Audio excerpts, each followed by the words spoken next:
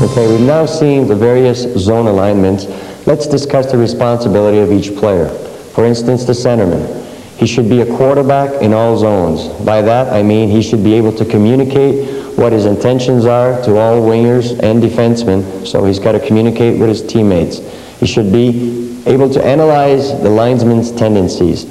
Some linesmen, whether it's in North America or international hockey, prefer to drop the puck real quick. So you have to know if this particular linesman likes to drop it quick, or maybe he wants you to set before he will drop the puck. You should stay on good terms with the linesman. Too often, maybe he dropped it quick, you lost an important draw, you get upset. You should let him know, but you shouldn't show him that you're really displeased to the point that he may get upset at you.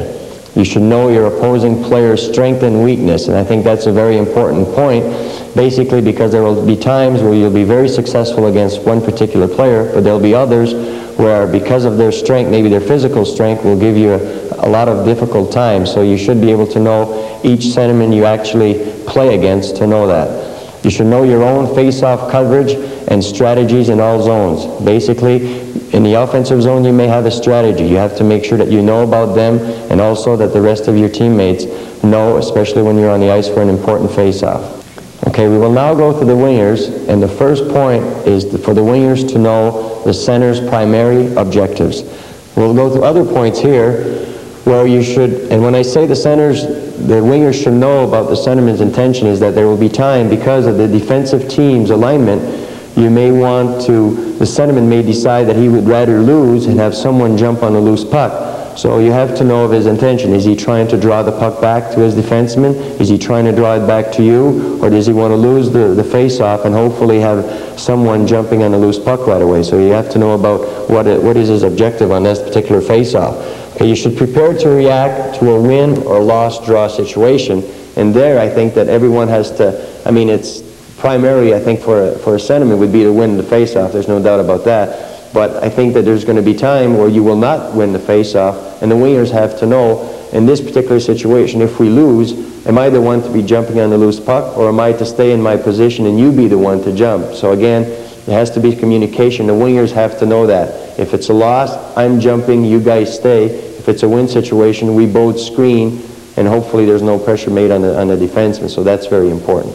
It should always be ready to help the centerman with a loose puck. And so often, I mean, we're given the responsibility to the centerman to win it clean, but again, we talked earlier about the centerman to know the opposing centerman's strength or weaknesses, meaning sometimes if you have to face against a centerman that's really strong physically, it may be difficult for you to win it clean, so your objective may be to block him and create a loose puck in an area of which the wingers may be able to jump in, so that's very important also. You should know your team's coverage, strategies in all zones and situations, and I think that's a point that we mentioned the same thing about the centermen. Everyone on the ice for that particular face-off should know their responsibility, if it's a win situation or if it's a loss situation. Fifth and last point would be utilize screening and blocking techniques, and I think that's a fashion that is more used in North America than in international hockey, but again, we even see it quite often with the Swedes. We have so many European players now playing in North America,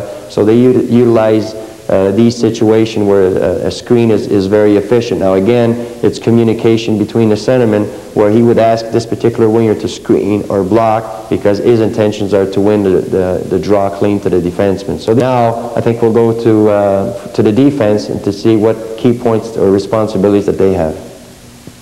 And now the defense, okay? A few key points for the defense would be to position yourself according to where centerman is drawing the puck. And I think that's an important point, basically because if you're in the offensive zone, I mean, obviously the centerman is probably trying to win the puck back to the defenseman. And if the defenseman is not positioned in the right area, then the puck may get out of the zone. And I think that's a very frustrating thing for the centerman and the wingers who are especially the centerman who's trying to win the puck clean. He may have done that, and now we have to go into a regroup situation, and it could be done in all zones. So I think it takes some communication, and defenseman shouldn't try to just position himself anywhere on a particular alignment, but he should be in an area that you could certainly take advantage of.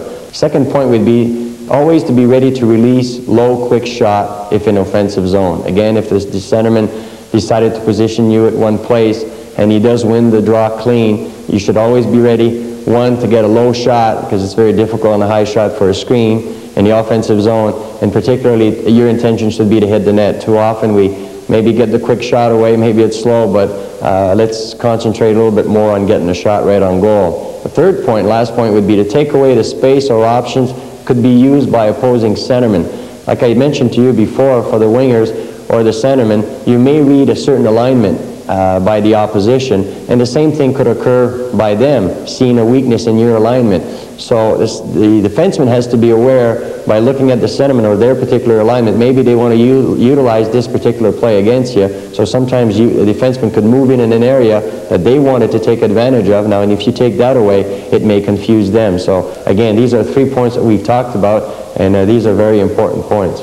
And last, I think that it's very important to mention is that lots of times, and even myself as a player, when you go into a situation of a face-off, I think too often it's left to the centerman to either win, to actually win the face-off. And I know that through my career, Bobby Clark was a very successful centerman, and one of the key things he said is that he made sure that everyone on the ice was part of the result of that particular face-off, meaning that he had a very high percentage of winning the face-off, and I think he made sure that everyone on the ice was there to help him out. As I mentioned, for the wingers, maybe creating a loose puck, making sure we were the first, that his wingers were the first guys on the loose puck. So don't ever think that the centerman has the full responsibility of winning that face-off. Sometimes if you are a successful centerman, I think that a lot of the successes also should be given to the wingers if they anticipate what the centerman wants to do in that particular face-off. So I think that last point is a very important one. And even for the defenseman, we've mentioned a few things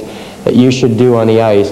Let's make sure that when you're out there, that you're in a position to either recover a loose puck or be in a good position for a quick shot if the centerman did win the face-off.